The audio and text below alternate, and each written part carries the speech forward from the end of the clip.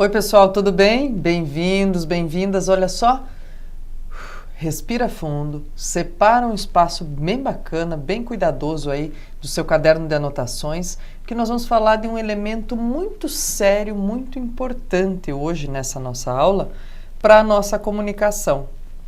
E principalmente, gente, para a nossa comunicação escrita, porque é nela que nós conseguimos verificar o bom ou o mau emprego desses sinais tão importantes, tão evidentes na hora de entender o que nós escrevemos. Quando eu falei em sinais, certamente alguns já se ligaram, disseram, sinais de pontuação. É isso mesmo, pessoal.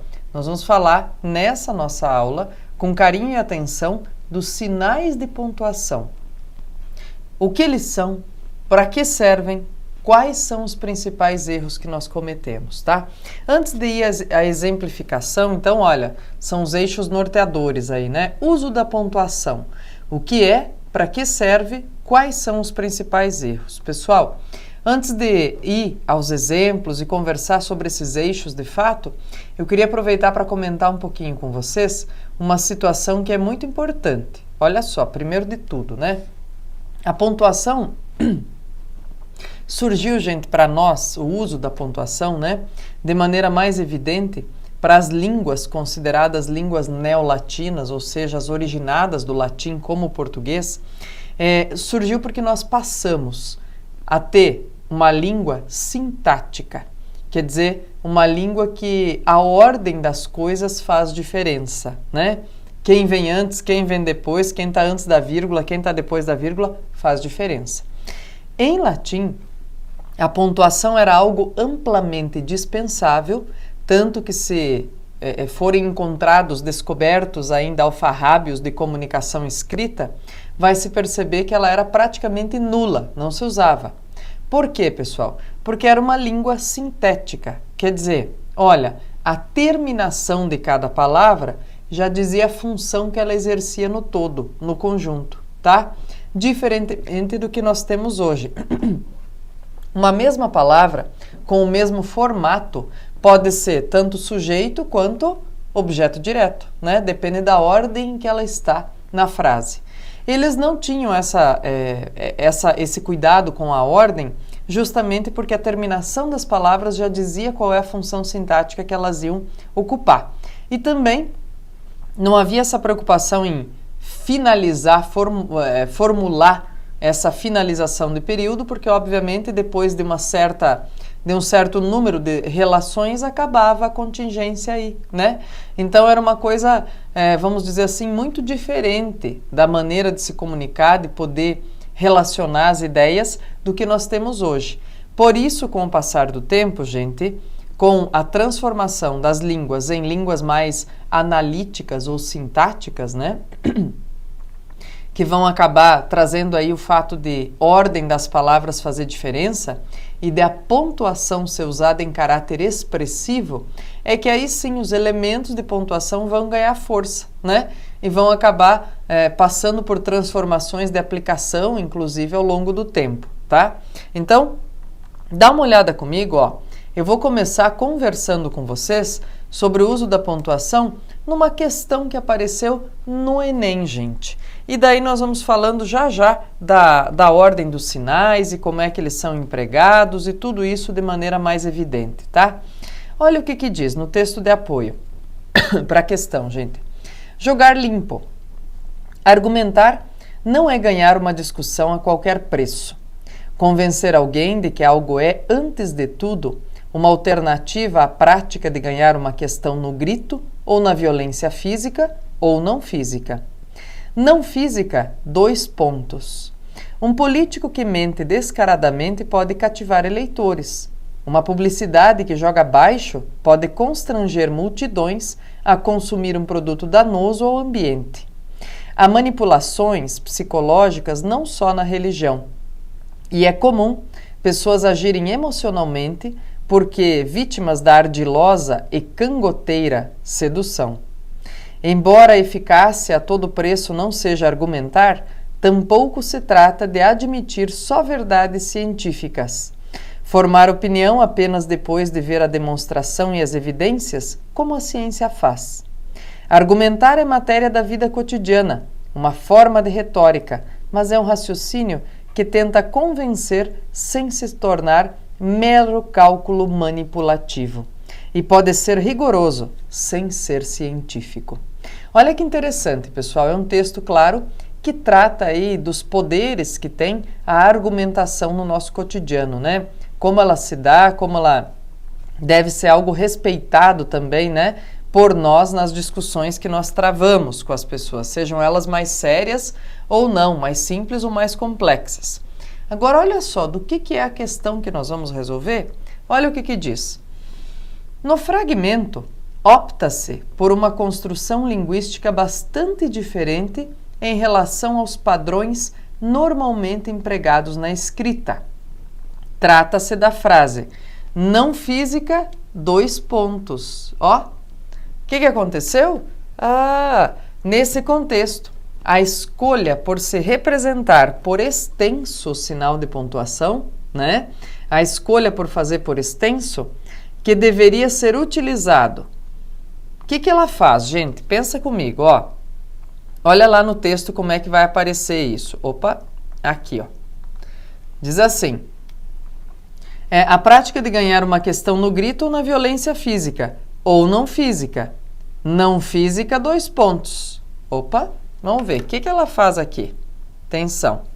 Enfatiza a metáfora de que o autor se vale para desenvolver seu ponto de vista sobre a arte de argumentar. Peraí, gente.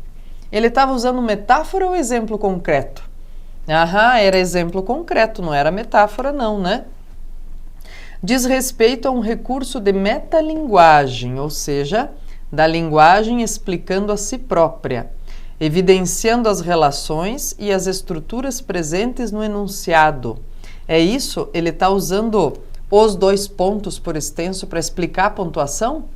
Não, então não é metalinguagem, tá, gente? Olha lá. É um recurso estilístico que promove satisfatoriamente a sequenciação de ideias, introduzindo apostos exemplificativos. Opa! Um aposto, para lembrar bem, né, gente? É o quê? É um termo acessório.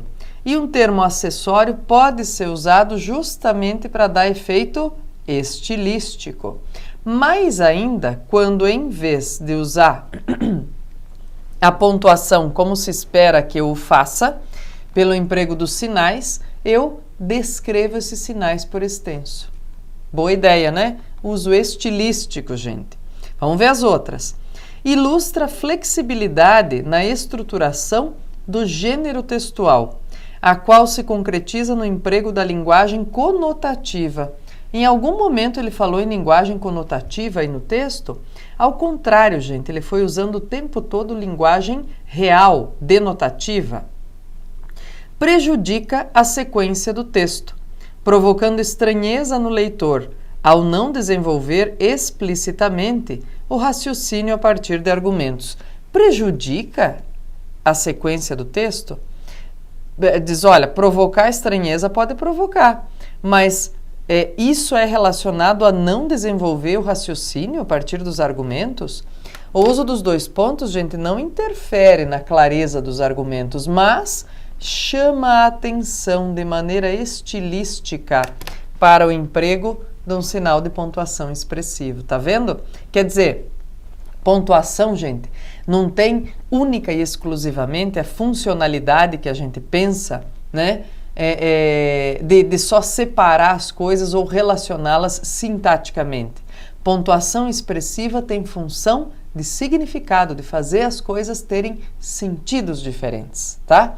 Olha aqui a caracterização um pouco dessa questão, gente. Diz assim: o uso do sinal de pontuação expresso em sua forma verbal, por extenso, foi um recurso estilístico do autor para atrair ainda mais a atenção do leitor. Sua função manteve-se semelhante à do sinal de pontuação, ou seja, de sequenciar ideias. No caso, apostos exemplificativos do que seria a violência não física, né? Por isso ele diz lá, ó, violência não física, dois pontos.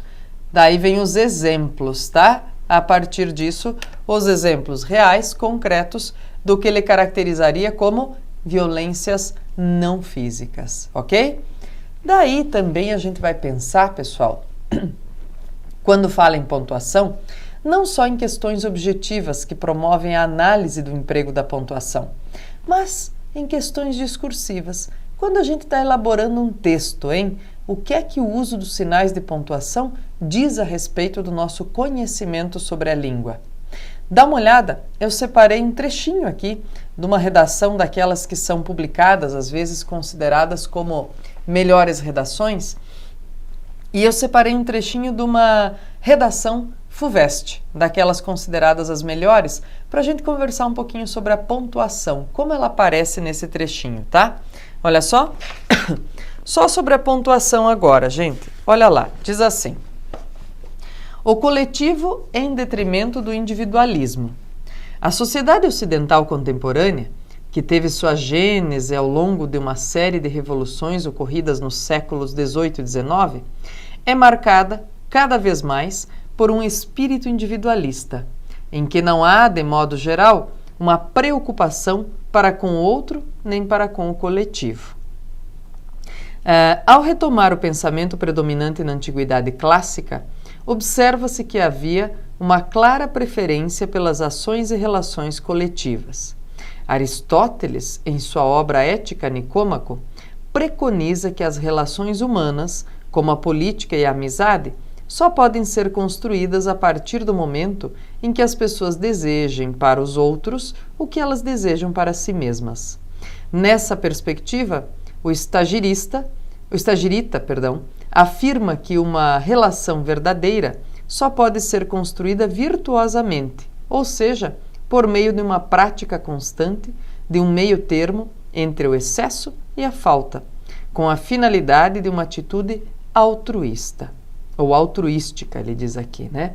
Bom, o que nós temos aí, pessoal? Vocês perceberam que há uma abundância no uso de vírgulas, né? Isso é um estilo. O importante é que essas vírgulas não estejam empregadas incorretamente, e de fato não estão. Elas estão usadas aí para relacionar ou para determinar, delimitar o uso de um aposto ou outro, de uma intercalação ou outra, ou de uma inversão sintática ou outra, ok? Então, percebam assim, diz, bom, por estilo de pontuação, esse texto, então, ele é produtivo, ele é pródigo em uso de vírgula. E o que nós temos, por exemplo, aqui, ó, a sociedade ocidental contemporânea, que teve sua gênese ao longo de uma série de revoluções ocorridas nos séculos 18 e 19, é marcada. Vejam, a ordem direta é a sociedade ocidental contemporânea é marcada. No entanto, eu tenho uma adjetiva explicativa aqui no meio das vírgulas, né? Uma oração chamada oração intercalada, né? Então, por isso eu tenho que ter as duas vírgulas, essa primeira e essa última, porque marca a intercalação da oração entre as demais, ou no meio aí da outra, né, inteira, tá? Então, a gente vai ter aí, pessoal, de fato, um texto que é claro nos objetivos e que usa de maneira estilística as vírgulas, tá? Então, bacana a gente entender isso, ok? Vamos lá usar um pouquinho também da questão de pontuação, gente, quando se fala em conotação de linguagem, tá? Conotação, vamos lembrar disso? Conotação, linguagem figurada, tá? Denotação, linguagem concreta, real, não figurada. Dá uma olhada comigo, gente, nesse belo poema cuidadoso que vai tratar das questões ou da questão de pontuação do João Cabral de Melo Neto. João Cabral de Melo Neto, que é aquele mesmo autor do Morte e Vida Severina, muito aclamado, muito utilizado em questões de vestibulares, de concursos do próprio Enem, né? Então, que vale a pena dar uma olhada. Diz assim, ó: todo mundo aceita que ao homem cabe pontuar a própria vida, que vive em ponto de exclamação, dizem, tem alma dionisíaca. Vive em ponto de interrogação, foi filosofia, ora é poesia. Vive equilibrando-se entre vírgulas e sem pontuação, na política. O homem só não aceita do homem que use a só pontuação fatal, que use, na frase que ele vive, o inevitável ponto final. Bom, vamos entender o que tem aí, gente, de representação de linguagem figurada para pontuação, né? Olha comigo. Então diz assim, olha, todo mundo aceita que o homem cuide da própria vida, ou seja, que ele pontue a própria vida. O pontuar aqui está sendo usado como linguagem figurada, para dizer para ele cuidar da própria vida, né? Então, aceita-se que ele vive em ponto de exclamação, quer dizer que ele vive em festa. Aqui também é linguagem figurada para dizer em festa, né? Que ele vive festejando. Dizem desse homem que ele tem alma dionisíaca, né? Lembrar que Dionísio é o deus da festa para os latinos, né? Para os romanos. Vive em ponto de interrogação, quer dizer, ele tenha dúvidas, né? Tenha dúvidas. Mude de ideia, tá? Não tenha opinião formada sobre as coisas, ou seja, num momento é filosofia, no outro é poesia, tudo bem. Ele viva se equilibrando entre vírgulas e sem pontuação na política, quer dizer, entre ausências e presenças, mas aqui até é uma crítica a quem faz carreira política, né, gente? Fica tantos anos no poder num mesmo cargo, eleito, reeleito, né? O homem só não aceita do homem que use a só pontuação fatal. Então, pera lá, tudo isso aqui o homem aceita do próprio homem, tá? O que o homem não aceita do próprio homem? Aqui, ó, não aceita que ele use a pontuação fatal, ou seja, suicídio, né? Suicídio. Ele não usa que o homem tire a própria vida, tá? Que use na frase que ele vive o inevitável ponto final. Se é inevitável, deixa vir, não precisa você usar, né? Então a ideia ali é inclusive mostrar de maneira simbólica a crítica que se faz a quem, e muitas vezes se faz, né, gente? A quem tem a ação de tirar a própria vida. Então ele está caracterizando tirar a própria vida, o suicídio, como o uso do ponto final, né? Olha que interessante perceber a conotação empregada aí, a linguagem figurada empregada só pelo uso de pontuação, né? Bacana entender, gente. Então, vamos lá. Agora que a gente já falou de várias maneiras, né, do que se diz, como se diz, para que servem, né? Vamos falar um pouquinho então em como eles são usados, os sinais de pontuação, tá? Vamos lá, gente. Então, primeiro de tudo, mais conhecido, o ponto. O ponto final mostra que nós concluímos o período, que concluímos um raciocínio, né? Então, o ponto final é aquilo que, de fato, conclui, mostra que aquele raciocínio foi concluído, tá? Ponto de interrogação, gente. Nada mais, nada menos do que ele é aquele ponto que caracteriza uma dúvida, uma pergunta, né? Então, vamos lá. Ponto final assim, ponto de interrogação assim. Ponto de exclamação, gente. Olha, o ponto de exclamação pode ser usado, e é usado geralmente, né, para caracterizar um susto, uma surpresa. E daí pode ser um susto ou uma surpresa, né, de maneira bem efetiva. Dizer, peraí, é para melhor ou para pior, né?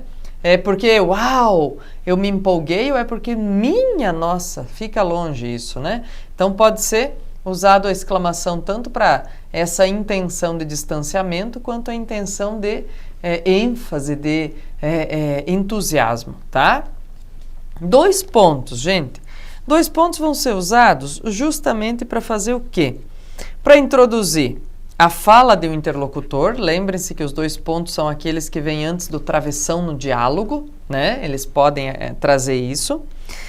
Para introduzir uma citação, né, de alguém, ou para introduzir uma enumeração também, né? Então pode vir uma enumeração, dizer, do que eu estou falando, 2 pontos, tal coisa, tal coisa, tal coisa, tá? Então introduz uma enumeração com os 2 pontos.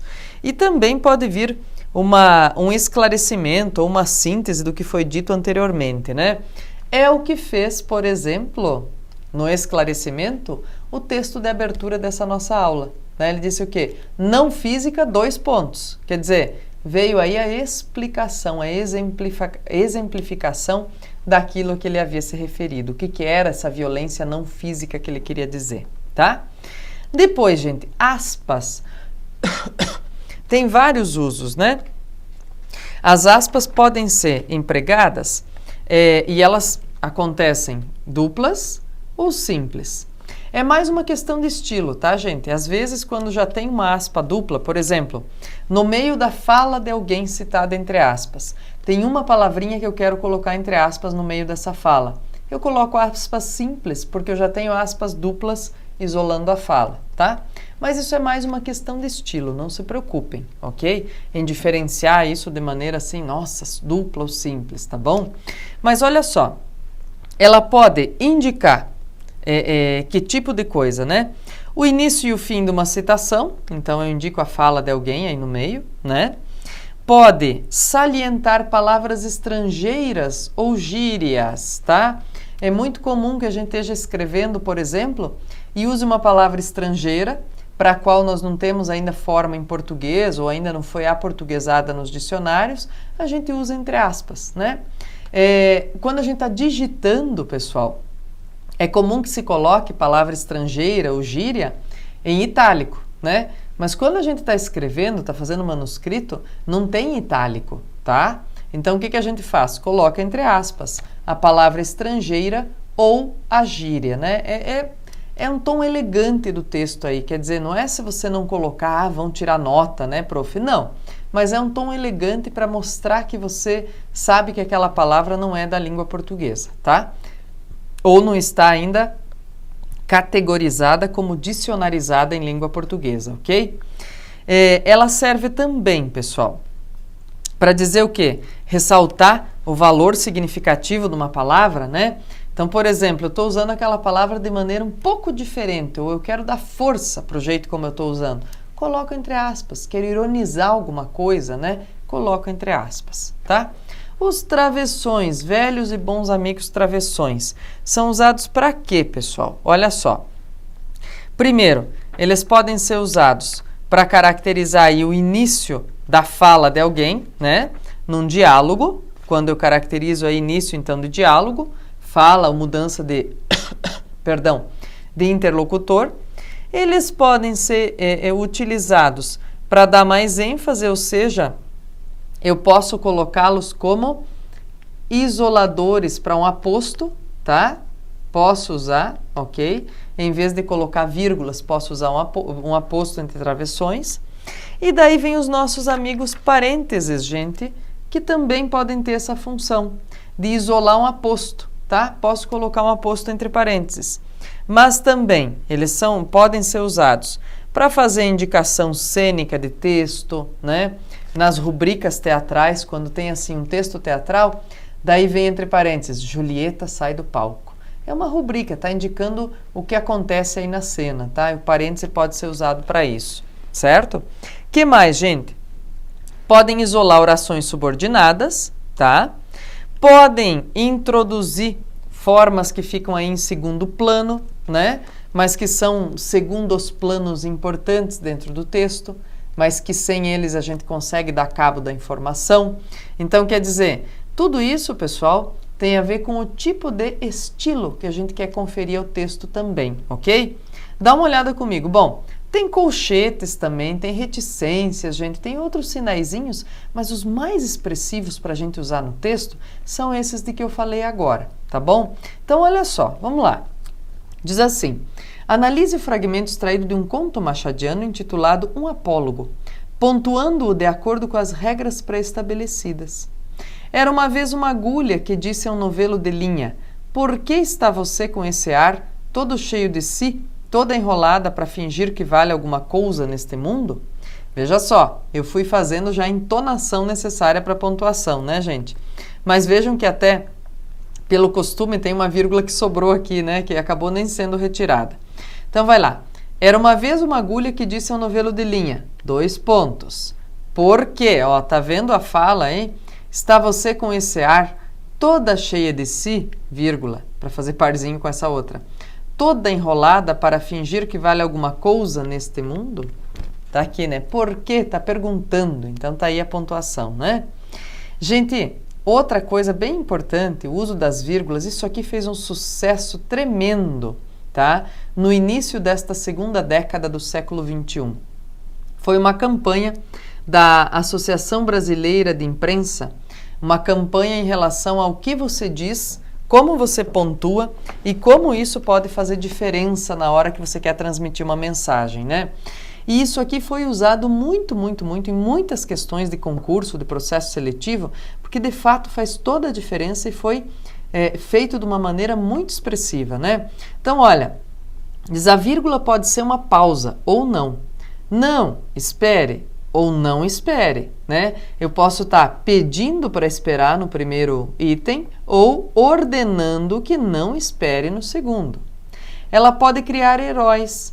Isso só ele resolve, quer dizer, qualquer um resolve. Agora, isso só ele resolve. Aqui criou um herói, né? Ela pode forçar o que você não quer. Aceito, obrigado. Isso é uma maneira elegante de dizer, né? Agora, aceito, obrigado, está forçando você a fazer o que não quer. Quer dizer, eu aceito porque não tenho escolha. Pode acusar a pessoa errada. Esse juiz é corrupto. Ou esse juiz é corrupto. Tá aqui, ó, sem vírgula, eu estou acusando uma pessoa que eu não sei, né? Se sim ou se não. A vírgula pode mudar uma opinião. Não quero ler a primeira opinião. A segunda, não. Eu quero ler, né? Então, veja, muda uma opinião. Então, a ideia aí do uso expressivo da pontuação, gente. Foi, de fato, uma campanha que fez muito sucesso, que é utilizada até hoje justamente como característica para emprego de sinais de pontuação expressiva, tá? Outra coisa importante, né, gente, quando se fala de uso da vírgula, como muda tudo.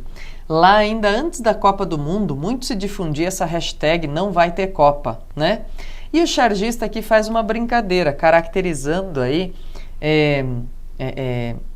usando uma caricatura, né, da presidente, então, Dilma Rousseff, à época da Copa do Mundo, diz, uma vírgula, não, vírgula, vai ter Copa. Ou seja, muda tudo mesmo, né? Muda todo o sinal aí, toda a ideia. Aí eu quero sugerir a vocês também, gente, uma leitura. Olha só, é a leitura de um livro chamado A Primavera da Pontuação. A exemplo do que o João Cabral de Melo Neto fez com o poema, caracterizando a pontuação como ações na vida do ser humano, esse texto vai fazer uma integração, uma analogia, gente, entre os sinais de pontuação e os protestos de julho, lá de junho e julho de 2013, tá? Faz uma diferença na leitura, é bem bacana entender como é que se dá essas relações. Dá uma olhada aqui, ó. O que é que diz? Certa manhã, pinta-se um quadro negro, uma palavra caminhão dessas que trafegam ameaçadoramente inclinadas, carregada de letras garrafais, atropela um ponto numa esquina de frases e foge sem ser identificada. Enfurecida, a pontuação se revolta e o quadro político e social de Ponto Alegre se desequilibra. No desenrolar da trama, o rei que não governa, o regente com problemas de regência, a rainha ambiciosa e traiçoeira e a passiva, polícia secreta do Estado, terão de enfrentar os perigosos radicais grego e latino, do grupo terrorista Compostos Eruditos, uma igreja popular recém-criada e o descontentamento generalizado que teve início com o atropelamento do pequeno ponto. A primavera da pontuação transcorre no mundo da linguagem. Nele, o leitor entrará fascinado para confundir-se com os protagonistas da língua e acompanhar a lógica de suas ações. Ficção científica, farsa e romance pop convergem nessa obra divertida e inteligente, em que a erudição linguística ao mesmo tempo fabula, explica e provoca. Se fosse para caracterizar, gente, esse texto, eu diria que é uma fábula contemporânea, usando a pontuação como elemento importante aí de características humanas.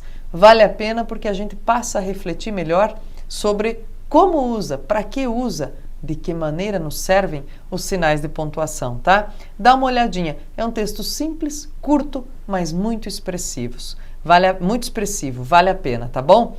Um abraço a todos, gente. Cuidado com os pontos, com as vírgulas e com todos os outros sinais de pontuação em tudo que você lê e em tudo que você escreve. Tchau, tchau. Já nos vemos em outra aula.